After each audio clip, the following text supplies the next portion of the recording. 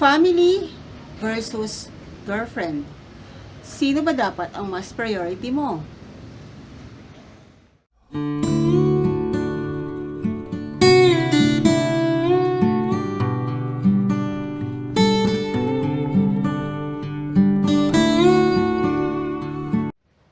Hello guys! Welcome back again to my YouTube channel. So isang sulat na naman po ang aking nais na ibahagi sa inyo.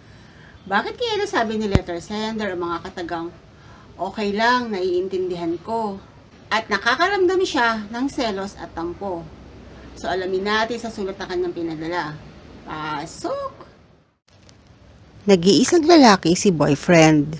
He is 26 years old, working in abroad at wala na silang tatay. Siya lahat ang gumagastos sa kanila, pati sa pagpapaaral sa dalawa niyang kapatid na nasa college na. We've been together for 3 years. May stable income ako at never umasa sa kanya. Tuwing magbabakasyon siya sa Pilipinas, palagi akong huli sa listahan niya. Palaging tira-tira na lang sa akin. Magpapasko, umuwi siya. May gift family niya. Sinamahan ko pa siya mamili sa mall ng iPhone. Pero ako, wala. But he always made a promise na bibigyan niya ako. Kaso, wala talaga. Ang sabi pa nga niya, okay lang ba sila muna? Kasi mabibigla ako sa gastos pag binilhan din kita. Pagbalik ko abroad, padalhan na lang kita ng pambili. Hindi ko alam kung anong mafe-feel ko that time. Ang sagot ko na lang sa kanya, okay lang, naiintindihan ko. Which is feel ko mali. Kasi palagi ako nagsasabi ng okay, kahit deep inside ay hindi. Ayoko po kasing maging sakim or maipag-compete sa family niya. Kaya palagi ko siyang iniintindi. Pero, paano naman ako? Mali po ba ang nararamdaman kong selos at tampo? Kasi, ramdam ko, least priority niya ako. Marami pong salamat. Once a breadwinner, always be a breadwinner. Kaya habang maaga pa, pag-aralan mong maigi kung siya na ba talaga ang gusto mong makasama habang buhay. Dahil hindi mo siya pwedeng baguhin ng bigla kapag kasal na kayo. May panahon pa para pumili ng iba. Pero kung kaya mo naman tanggapin ang lahat ng sitwasyon, then so be it. I just want to say that Jesus loves you so much. He gave you a heart that is pure and never be a materialistic person.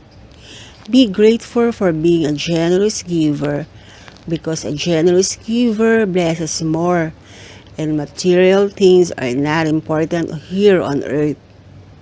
More patience, more kindness, more love, more joy, more peace, and more understanding. More generous giver, and more important, Jesus is in your heart and that's all that matters. Material things lang ba ang least priority ka? If so, hayaan mo na lang muna na ibigay niya ang needs ng family niya.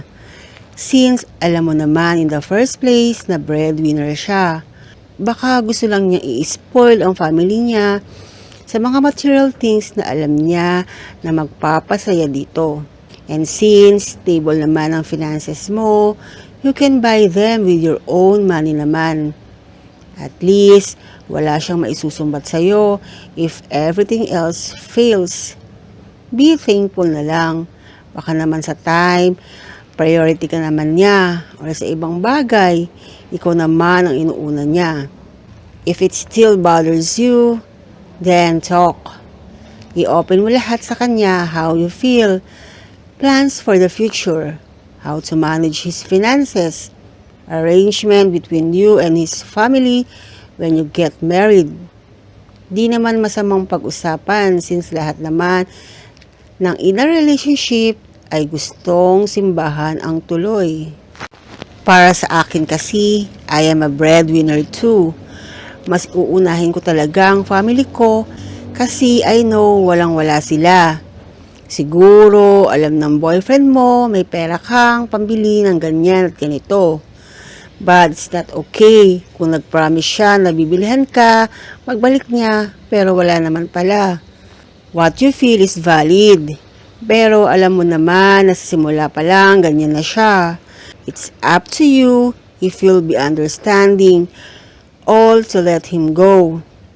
But before anything else, sabihin mo na sa kanya ang nararamdaman mo kasi ang ibang tao di alam kung anong nararamdaman mo kung hindi mo sasabihin. I'm a breadwinner too, and thanks to my partner kasi naiintindihan niya ako. Iba-iba kasi tayo ng senaryo sa buhay. Yung magulang ko kasi, mga senior na at wala na talaga silang source of income. Kaya as a daughter, gusto ko habang nandito pa sila sa mundo, ma-provide at mabigay ko ang mga pangangailangan nila. Ang ginagawa ko, damihan ng source of income para kahit papaano, hindi naman nyo mararamdaman ng partner nyo na nagbibigay kayo. Masarap kasi magbigay sa magulang, lalo kang ibibless ni Lord. And base naman sa senaryo mo, be honest on your feelings to your partner. Ililimit lang din dapat niya ang pagbibigay sa pamilya niya. Dahil kapag may pamilya na kayo, dapat kayo na ang priority niya. Hindi masama ang magbigay sa pamilya, basta yung mga needs lang ang dapat at hindi yung mga luho. Your boyfriend is only 26 years old. Kung makakapaghintay ka na mapagtapos niya ang mga kapatid niya, he can pass his responsibility to them. At cellphone lang ba ang basis ng relationship ninyo? Don't be too materialistic. Madaming ways to show a person that he loves you. If time comes na mapatapos niya mga kapatid niya at breadwinner pa rin siya, then time to talk to him. Saka ka mag-decide. Mag-invest ka para sa future, not about money, but good relationship. Kasi what if kung dumating ang time na yung mga kapatid niya na nakapag-aral ay gumanda rin ang buhay, tapos ang boyfriend mo naman ang nangailangan, I'm sure sila naman ang tutulong sa kanya. Remember, kung ano ang tinanim mo, ay siyang aanihin mo. Marami pa rin mga kapatid ang tumatanaw ng utang na loob sa mga nagpaaral sa kanila. I should know na marami na akong nakita magkakapatid na nagtutulungan at masaya sila kahit may mga asawa na. You will never understand a breadwinner or OFW unless you're in the same shoes.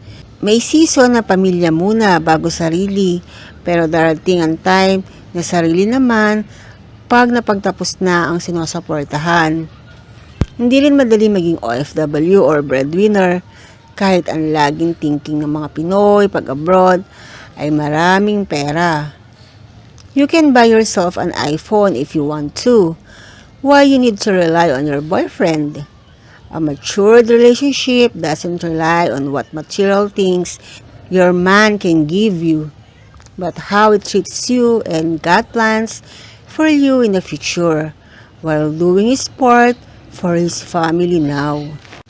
Bakit naman kasi iPhone ang gusto mong ipabili sa boyfriend mo? Ang mahal naman nun. Parang nakakahiya din na magpabili ng ganyang kamahal na bagay, lalo na at boyfriend mo pa lang siya.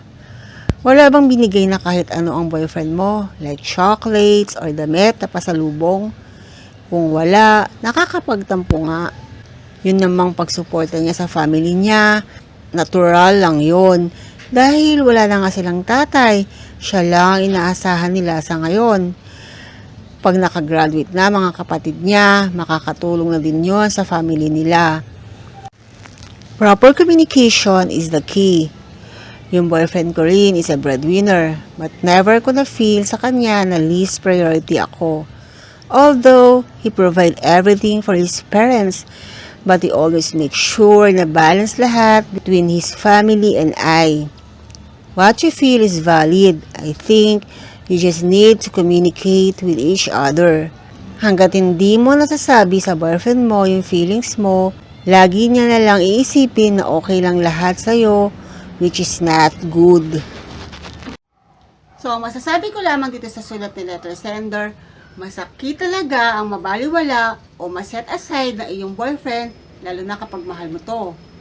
Kaso, family niya yon, hindi naman niya pwedeng baliwalain at kalimutan. Siguro, sa ngayon, inuuna muna niya yung family niya hanggat binata siya. Maaari kapag kayo ay mag-asawa na at may mga anak, kayo naman ang kanyang priority. Siguro sa ngayon ay lawakan mo na lang muna ang iyong pag-iisip at isipin mo na lang na family niya yon at kailangan mo na niyang unahin. Tandaan na rin yun ng kanyang pasasalamat dahil kung ano ang meron siya ngayon ay dahil sa kanyang pamilya. So maraming salamat po sa patuloy ninyong panonood. Hanggang dito na lamang po ang ating letter of the day. Don't forget to like and subscribe. Bye! God bless!